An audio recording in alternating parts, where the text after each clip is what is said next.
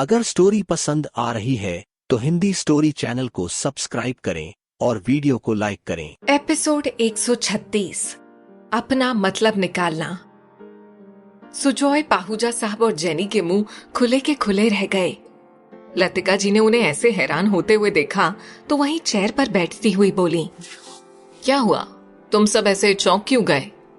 Jenny बेटा बैठो ना, इतने दिनों बाद यहाँ आई हो और अब आई हो तो लंच करके ही जाना। लंच की बात सुनकर सुजॉय हड़बड़ा सा गया। उसने एकदम से कहा, अरे माँ, अब जेनी पहले वाली जेनी नहीं रही। गंगावती हॉस्पिटल में डॉक्टर है ये। आप कहाँ इसे लंच और डिनर के फेरे में डाल रही हैं? सुजॉय ने टालते हुए कहा, क्योंकि उसे लंच में लैला को देखने जाना था। लेकिन लतिका जी ने एकदम से कहा, कभी कभी तुम भी ना अजीब हो जाते हो सुजॉय। अरे जेनी हमसे मिलने आई है तो अब क्या उसे ऐसे ही जाने देंगे? कहते हुए उन्होंने जेनी की तरफ मुड़कर देखा और पूछ बैठी, क्यों, है ना जेनी? जेनी ने सैंडविच का एक पीस उठाते हुए कहा, आप बिल्कुल सही कह रही हैं आंटी। वाकई मैं इतने दिनों बाद आई हूं तो लंच तो करके जाना बनता ही है। कहते हुए उसने चेयर पर एकदम से फैलकर बैठते हुए कहा। सुजॉय और पाहुजा साहब को तो अब तक समझ में ही नहीं आ रहा था कि आखिर लतिका जी के बिहेवियर में जेनी के लिए इतना बदलाव कैसे आ गया था। तभी लतिका जी ने फिर कहा, देखो, इन्हें मेरा तुमसे ऐसे बात करना कितना हैरान कर रहा है, जबकि तुम्हारे जाने के बाद मैंने महसूस किया कि सुजॉय बिल्कुल अकेला सा हो गया था। जब तक तुम थी तो इसका तुम्हारे साथ बाकी लोगों के यहाँ भी आना जाना, घुलना मिलना होता था। तुम यूके क्या शिफ्ट हुई, इसने तो दोस्त बनाने ही छोड़ दिए। इसीलिए मैं तुम्हारे आने से खुश हूँ। अब तुम आ गई हो तो सुजॉय को तुम में एक बार फिर से अपना दोस्त मिल जाएगा। क्यों, है ना सुजॉय? कहते हुए उन्होंने सुजॉय की तरफ देखा। सुजॉय ने कुछ बुझे हुए लहजे में कहा, हाँ माँ, आप सही कह रही हैं। लतिका जी से इतना अच्छा रिस्पांस पाकर जहां जेनी फूले नहीं समा रही थी, वहीं सुजॉय मन ही मन कुढ़ रहा था, जबकि पाहुजा साहब की नजरें लगातार लतिका जी पर ही बनी हुई थी। मैं तुम्हें अच्छे से जानता हूँ लतिका, तुम्हारे जेनी के साथ इतने प्यार से मिलने की वजह सिर्फ वही तो बिल्कुल नहीं है जो तुम बता रही हो। तुम्हारे दिमाग में कुछ तो एक्स्ट्रा चल रहा है, लेकिन वो क्या हो सकता है? वो उन्हें देखते हुए लगातार सोचते जा रहे थे। उधर गांव में नंदराय के घर टेक्नीशियन ने सब कुछ सेट तो कर दिया था। अब बस केबल वायर दूसरे मोहल्ले से आना था, तो वो केबल वाला अभी वही तार जोड़ने आया हुआ था। बड़ों और बच्चों का हुजूम नंदराय के यहाँ टीवी चालू होने के इंतजार में ऊपर तले होकर बैठा था। बच्चों के लिए नीचे दरी बिछा दी गई थी और बड़े बुजुर्गों के लिए अलग से कुर्सियां भी लगी हुई थी। अम्मा एक कोने में बोझिल मन से बैठी हुई टीवी की बंद स्क्रीन को घूरे जा रही थी। आज नरेन होता तो कितना खुश होता। घर में पहला टेलीविजन आया भी तो उसी की जिद से था। अम्मा के दिमाग में अब भी बस नरेन का ही ख्याल था। तभी केबल का कनेक्शन जुड़ते ही स्क्रीन ऑन हुई तो सभी एकदम शांत होकर बैठ गए। केबल ऑपरेटर ने नंदराय को सारे फंक्शन समझाए। तब नंदराय चैनल बदलते हुए देखने लगा कि उसे वो सब फंक्शन समझ आ रहे हैं या नहीं। उसका सारा ध्यान चैनल बदलने पर था। तभी स्क्रीन की तरफ नजरें गड़ाए हुए देखती अम्मा ने जोर से चिल्लाते हुए कहा, अरे नरेन, नरेन, अरे नंदू, अपना नरेन है ये तो।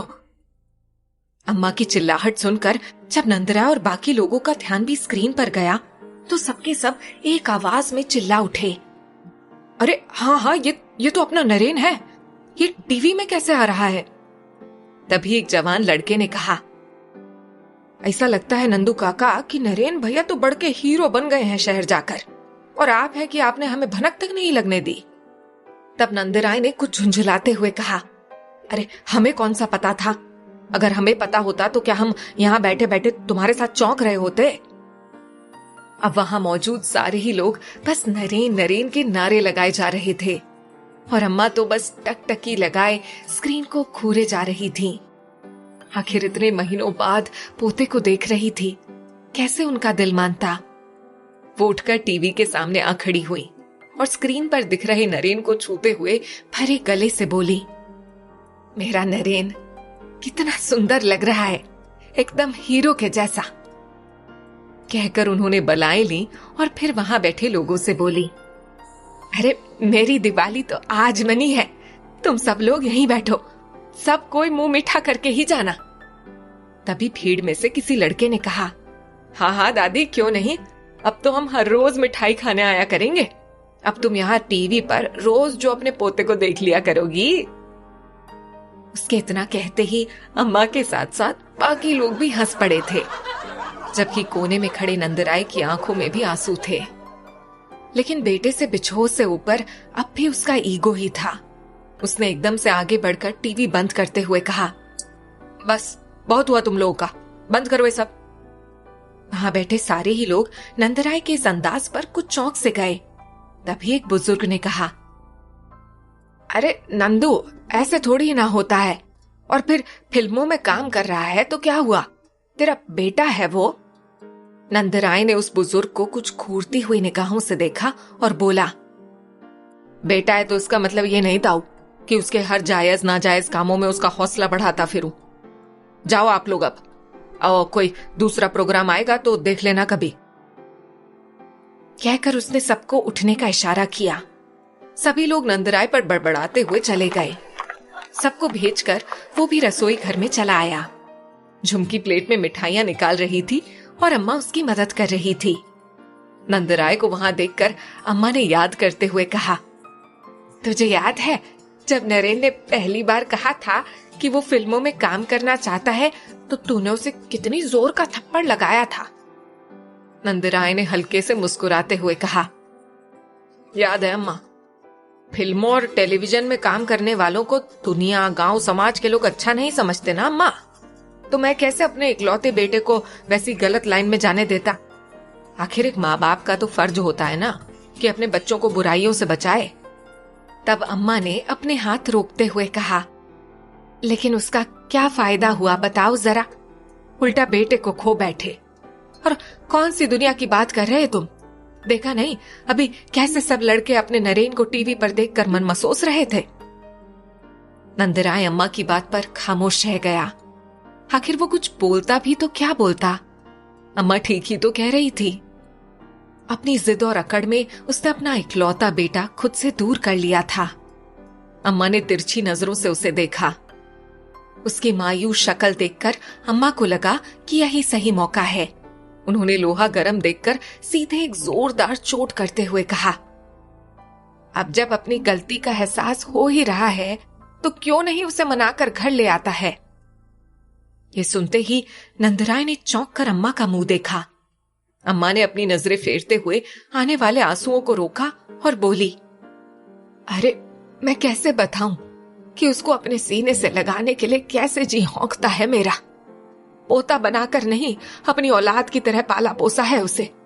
इतना सा था जब मां चल बसी थी उसकी, इसी छाती से लगाए रात रात भर गोद में लिए बैठी रहती थी कि कोई तकलीफ ना हो उसे।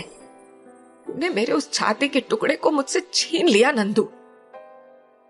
कहते हुए अम्मा कपस कपस कर रोने लगी। नंदराय ने उन्हें ऐसे रोते हुए देखा तो एकदम से उन्हें गले लगाते हुए बोला, बस करो अम्मा, अब क्या फिर से अपनी तबीयत खराब करोगी। मैं जाऊंगा उसे मनाकर तेरे लिए वापस लाने के लिए, तू बस अब और रोना मत। कहकर उसने अम्मा के माथे को अपने सीने से लगाया और थपकने लगा, जबकि उसके मन में चल रहा था, मेरे मना करने के बावजूद तूने अपनी पढ़ाई छोड़कर इन सब में जाने की हिम्मत की, और तो और तू अब टीवी फिल्मों में भी काम करने लगा है। तेरी इस गलती के लिए तो माफी नहीं मिलेगी तुझे नरेन, लेकिन मैं तेरी वजह से अपनी माँ की आंखों में आंसू भी नहीं देख सकता, इसीलिए मैं तुझे वापस लेने के लिए बम्बई आऊंगा। अम्मा का सिर थपकते हुए उसने मन ही मन सोचा। उधर दिव्या ने कल दिवाली पार्थो के साथ ही मनाई थी, इसीलिए वो अभी भी पार्थो के साथ उसके घर में ही थी। हॉल में रेस्टिंग चेयर पर अथलेटा सा पार्थो किसी से फोन पे बात कर रहा था। उसने जैसे ही बात पूरी करके फोन रखा, दिव्या उसके पास आकर बैठती हुई बोली, क्या हुआ, क्या खबर है? पार्थो ने कॉर्डलेस एक तरफ लगभग फेंकते हुए कहा। कल से ही ज्यादातर थिएटर। अगर स्टोरी पसंद आ रही है तो हिंदी स्टोरी चैनल को सब्सक्राइब करें और वीडियो को लाइक करें। हाउसफुल जा रहे हैं। कबीर और लैला की जोड़ी के लिए लोग पागल हुए जा रहे हैं। तब दिव्या ने कुछ झुंझुलाते हुए कहा, पता था मुझे, वो लड़की यहाँ भी मुझसे ज्यादा नंबर ले आएगी। गॉड, मैं उससे जितना आगे बढ़ने की कोशिश करती हूँ वो किसी ना किसी बहाने से मुझसे उतनी ही आगे निकली जा रही है। उसकी बातें सुनकर पार्थो ने उसे कुछ अजीब नजरों से घूरते हुए देखा और बोला, अपने स्वार्थ में इतनी पागल मत हो जाओ दिव्या कि तुम्हें बाकी और कुछ दिखना ही बंद हो जाए। तुम्हें यहाँ सिर्फ अपना रोल दिख रहा है, जबकि तुम्हें पता है कि ये मेरे लिए कितने फायदे की बात है। लैला और कबीर की जोड़ी हिट होने का सीधा मतलब ये है कि मेरी फिल्म को बिना किसी प्रमोशन के अच्छी खासी पब्लिसिटी मिल जाना। और तुम हो कि तुम्हें अपनी रिवेंज की पड़ी है। क्या मेरी सक्सेस तुम्हारे लिए कोई मायने नहीं रखती? दिव्या को लगा कि जैसे उससे वाकई बहुत बड़ी गलती हो गई है, इसीलिए उसने जल्दी से डैमेज कंट्रोल करते हुए कहा, कमाल करते हो तुम भी पार्थो। मुझे क्यों तुम्हारे लिए खुशी नहीं होगी भला? बस वो उस गंवार का जिक्र सुनते ही ना जाने मुझे क्या हो जाता है। बाकी मैंने तो कल पूजा में भी तुम्हारे लिए माँ लक्ष्मी से खास प्रार्थना की थी, क्योंकि मुझे अच्छे से पता है मेरे पार्थो के लिए ये फिल्म कितनी जरूरी है। कहकर उसने प्यार से पार्थो के सिर से अपना सिर टिका दिया, जबकि दिव्या के मन के अंदर तो अभी जैसे नफरतों का सैलाब सा उमड़ आया था। जेनी ने दोपहर तक लतिका जी और बाहूजा साहब से खूब जी भर कर बातें की, यहाँ तक कि सुजोय कुछ काम का बहाना करके वहां से उठकर अपने कमरे में चला आया था। जब लंच का टाइम हुआ तो लतिका जी ने किचन की तरफ बढ़ते हुए जेनी से कहा, जेनी, मैं जब तक लंच लगवाती हूँ तुम जरा सुजोय के कमरे में जाकर उसे नीचे बुला लाओ, तो फिर सब साथ में मिलकर लंच करते हैं। जेनी की तो जैसे मुंह मांगी मुराद पूरी हो गई थी। वो जी आंटी कहते हुए तेजी से सीढ़ियां चढ़ते हुए ऊपर चली गई। उसके जाने के बाद लतिका जी जैसे ही किचन की तरफ बढ़ने को हुई कि तभी बाहूजा साहब ने उनकी बाह पकड़कर खींचते हुए कहा, तुम जो कुछ करना चाह रही हो ना लतिका, मुझे वो सब पता चल चुका है, लेकिन तुम अपना मतलब निकालने के लिए जेनी का ऐसे इस्तेमाल नहीं कर सकती। लतिका जी ने एक मिस्टीरियस सी स्माइल देते हुए अपना हाथ छुड़ाया और फिर एकदम से अनजान बनते हुए बोली, ये क्या बोल रहे हैं आप? भला मैं क्यों जेनी का इस्तेमाल करने लगी? मैं तो बस ये चाहती हूँ कि मेरे बेटे की जिंदगी से अकेलापन चला जाए। और फिर जेनी इतनी प्यारी बच्ची है, अगर दोनों में जमती है तो हमें कोई प्रॉब्लम थोड़ी ही होनी चाहिए। बाहूजा साहब को उनका बहाना साफ समझ में आ रहा था, लेकिन अभी वो चाहकर भी उनकी किसी बात को काट नहीं सकते थे, क्योंकि जब तक उन्हें सुजॉय के मन की बात पता नहीं चल जाती तब तक उनका किसी भी नतीजे पर पहुंचना सही नहीं होता। लतिका जी अपनी बात कहकर जा चुकी थी और बाहूजा साहब सोच में डूबे हुए वहीं हॉल में ही सोफे पर बैठ गए। जेनी जब ऊपर पहुंची तो सुजॉय के कमरे का दरवाजा बंद था। उसने हल्के से नॉक किया, लेकिन अंदर से कोई आवाज नहीं आई। तब वो दरवाजे को धीरे से पुश करती हुई अंदर चली आई। उसने गौर किया तो उसे पता चला कि सुजॉय बाथरूम में था। वो वहीं उसका इंतजार करती हुई बैठ गई। तभी बाथरूम का दरवाजा खुला और सुजॉय पूरे बदन पर बस एक टॉवल लपेटे हुए बाहर निकला। लेकिन जैसे ही उसकी नजर जेनी पर पड़ी तो उसने एकदम से कबर्ड की आड़ में छुपते हुए कहा, तुम यहाँ क्या कर रही हो, वो भी बिना बताए? जेनी उसकी हड़बड़ाहट एंजॉय करते हुए बोली, मैंने तो आवाज लगाई थी, लेकिन तुमने ही नहीं सुनी मेरी आवाज। सुजॉय ने इतने में ही झट से एक टी शर्ट निकाला और उसे पहनता हुआ बोला, हाँ लेकिन वो छोड़ो, क्या हुआ, यहाँ क्यों आई थी? कहकर उसने कबर्ड से ही लोअर निकाला और पहनने के लिए एक बार फिर से बाथरूम में चला गया। जेनी को उसकी हरकतें हंसने पर मजबूर कर रही थी। जेनी ने उठकर बाहर की तरफ बढ़ते हुए कहा, वो लतिका आंटी ने तुम्हें खाने के लिए बुलाया है, मैं तुम्हें वही कहने आई थी। उसकी बात सुनकर सुजॉय ने चौंकते हुए सोचा, माँ ने लंच के लिए बुलाने को इसे क्यों भेजा? हमेशा तो इंटरकॉम पर कॉल कर दिया करती थी। सोचता हुआ जब वो बाहर आया तो जेनी सीढ़ियों से नीचे उतर रही थी। सुजॉय ने अपने बालों में कंघी किया और वो भी नीचे उतर आया। अभी उसके मन में किसी तरह से इन सब चीजों से निपटकर जल्द से जल्द लैला के यहाँ पहुंचने की ही धुन सवार थी। लेकिन लाख कोशिशों के बावजूद भी वो शाम 5 बजे से पहले घर से निकल ही नहीं पाया। लेकिन जेनी जैसे ही वहां से गई, उसने फौरन काम का बहाना करके कार की चाबी उठाई और अपनी कार लैला के घर की तरफ दौड़ा दी। इधर लैला के फ्लैट पर पहले से ही कबीर पहुंचा हुआ था।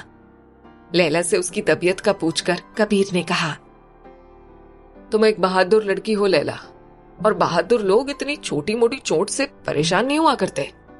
इसीलिए मुझे लगता है कि तुम्हें अपने आप को पुश करने की जरूरत है ताकि तुम्हारे घाव जल्द से जल्द भर जाएं। कहते हुए उसने साथ लाया हुआ बुके उसकी तरफ बढ़ाते हुए कहा, ये तुम्हारी तबीयत के लिए नहीं बल्कि हमारी फिल्म की कामयाबी के लिए है। तुम्हें बहुत बहुत मुबारक हो। इस फिल्म में हमारी जोड़ी को पब्लिक खूब पसंद कर रही है। लैला ने उस बुके को एक प्यारी सी स्माइल देते हुए थाम कर कहा, ये सब आपके और सुजॉय साहब के यकीन का फल है, वरना मुझे क्या ही पता चलना था ये सब। अभी वो दोनों बातें कर ही रहे थे कि डोरबेल बजने की आवाज पर मारिया ने दरवाजा खोला। सामने सुजॉय खड़ा था। मारिया ने उसे दरवाजे पर ही बताया, आज तो दोनों एक साथ ही आए हैं। सुजॉय ने चौंकते हुए पूछा, और कौन आया मारिया? मारिया ने उसके अंदर आने के बाद दरवाजा बंद करते हुए कहा, कबीर सर। सुजॉय का ये सुनना था कि उसके कदम वहीं पर जम के रह गए। क्या कबीर को लैला के साथ देखकर सुजॉय फिर कुछ उल्टा सोचेगा? हिंदी स्टोरी चैनल को सब्सक्राइब करें।